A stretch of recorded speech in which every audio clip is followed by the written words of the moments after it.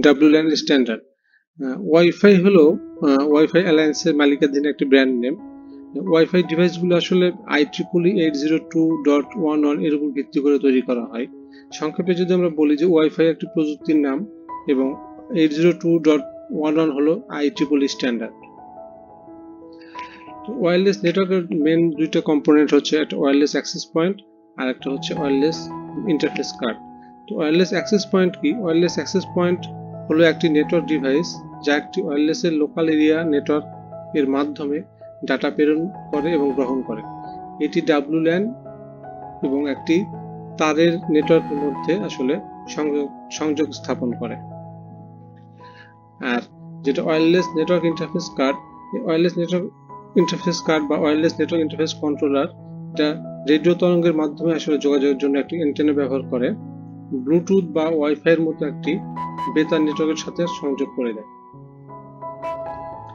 Service set identifier হচ্ছে একটি unique name, যখন আমরা কোনো ওয়াইফাই নেটওয়ার্কে আসলে কানেক্ট করতে যাই তখন কিন্তু আমরা এই এসএসআইডিটা দেখতে পাই এবং এই এসএসআইডি আমাদের যেটা ডিজায়ার এসএসআইডি সেখানে কিন্তু আমরা কানেক্ট করি। আমাদের অনেক এসএসআইডি আমাদের যখন আমরা ল্যাপটপ কানেক্ট করতে যাই তখন শো করে, তো সেখান থেকে আমরা যেটা আমাদের ডিজায়ার এসএসআইডি আমরা সেটাতে কানেক্ট করি, সেটাই হচ্ছে আসলে এসএসআইডি। এটা একটা ইউনিক নেম, ওয়াইফাই একটা unique name. Wifi channel, wifi channel হলো সেই ফ্রিকোয়েন্সি যেটা ইউজ করে আমাদের রাউটার আমাদের কাছে ডাটা পাঠায় এবং বেশিরভাগ রাউটার ডিভাইসগুলো ওয়াইফাই সংযোগের জন্য বেশ কয়েকটি ব্যান্ড সমর্থন করে। তার মধ্যে 5G এবং 2.4G হচ্ছে সবচেয়ে পরিচিত বা জনপ্রিয়। এখানে 5G এবং 4G চ্যানেলের যে একটা কম্পারিজন দেখানো হয়েছে সেটা এখন বলছি যে 5 GHz এর মধ্যে যদি আমরা 802.11a এই চ্যানেলটা সিলেক্ট করি তাহলে আমরা থিওরিটিক্যাল স্পিড পাই 6 থেকে 54 Mbps, কিন্তু রিয়েল ওয়ার্ল্ডে আসলে এটা পাওয়া যায় 3 থেকে 32 Mbps। যদি আমরা 802.11ac এটা সিলেক্ট করি তাহলে আমরা থিওরিটিক্যাল স্পিড পাই 433 Mbps থেকে 1.7 Gbps, কিন্তু আসলে বাস্তবে এটা পাওয়া যায় 210 Mbps থেকে 1 Gbps। আর যদি 802.11n সিলেক্ট করি তাহলে আমরা থিওরিটিক্যাল স্পিডের দেওয়া আছে 900 Mbps, কিন্তু আমরা আসলে পাই 450 Mbps। এগুলো ছিল 5 GHz। আর যদি আমরা 2.4 GHz ইউজ করি তাহলে 2.4 GHz এর চ্যানেল 802.11b ইউজ করি তাহলে থিওরিটিক্যাল স্পিড পাবো 11 Mbps এবং কিন্তু রিয়েল ওয়ার্ল্ডে আসলে পাই আমরা 2 থেকে 3 Mbps। আর 802.11g এটা যদি আমরা ইউজ করি তাহলে আমরা থিওরিটিক্যাল স্পিড পাই 54 Mbps, রিয়েল ওয়ার্ল্ডে আসলে আমরা যেটা দেখি 10 থেকে 29 Mbps। আমরা যদি 802.11n এটা ইউজ করি তাহলে আমরা থিওরিটিক্যাল স্পিড পাই 300 Mbps, কিন্তু রিয়েল ওয়ার্ল্ডে আসলে এটা আমরা পাই 150 Mbps।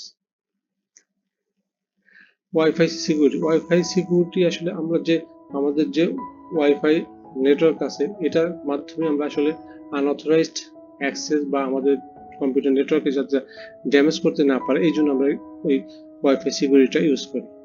সিকিউরিটি প্রোটোকল কি আছে? ওয়াইফাই সিকিউরিটি প্রোটোকল আসলে wired equivalent privacy and wifi protect access, এই দুই ধরনের সিকিউরিটি প্রোটোকল আছে যেটা ওয়াইফাই অ্যালায়েন্স এটাকে ক্রিয়েট করেছে। তো দুই ধরনের হচ্ছে, এক ধরনের ওয়ার্ড ইকুইভ্যালেন্ট প্রাইভেসি আর এটা হচ্ছে ওয়াইফাই প্রোটেক্টেড অ্যাক্সেস, এটার উপর একটা ভার্সন আছে 2 এবং 3।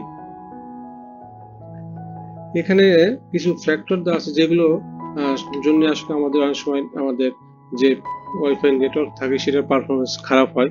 তো এগুলো যদি আমরা একটু টিউন করি তাহলে আমার মনে হয় যে আমাদের ওয়াইফাই পারফরমেন্সটা বেটার হবে। আমরা যখন প্রথমটা হচ্ছে যে আমরা যখন কোনো একটা ওয়াইফাই কানেক্ট করি বা ওয়্যারলেস কানেক্ট যে অ্যান্টেনা আছে সেটা আমরা আসলে কিভাবে কোন ডিরেকশনে রাখছি সেটার উপর নির্ভর করছে অনেক সময়, এবং আমরা যে ওয়াইফাই ডিভাইস ইউজ করছি তার পাওয়ার লেভেলটা কেমন এটাও কিন্তু আমাদের ওয়াইফাই পারফরমেন্সের উপর প্রভাব ফেলে।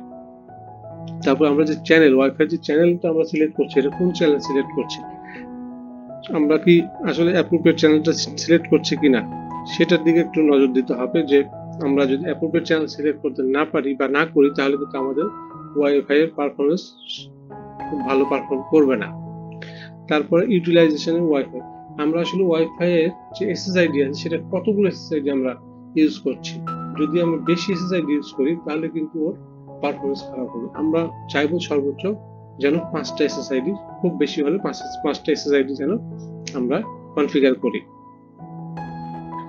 তারপর এই যে একটা চ্যানেল আছে 802.11b, এটা আসলে অনেক পুরাতন চ্যানেল।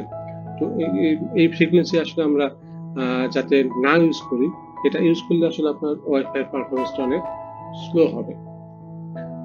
আরেকটা আছে যে কিউএস মাল্টিমিডিয়া এক্সটেনশন। আমরা আসলে যদি ট্রাফিককে আমরা আসলে মানে প্রায়োরিটাইজ করি, যে আমরা যদি ডাটা এবং ভয়েসকে আলাদা করি, তাহলে কিন্তু আমাদের পারফরমেন্সটা অনেক বেটার হবে।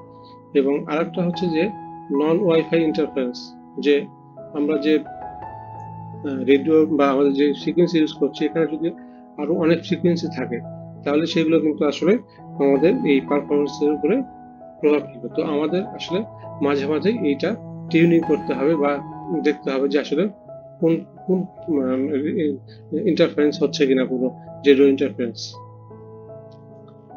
ধন্যবাদ সবাইকে।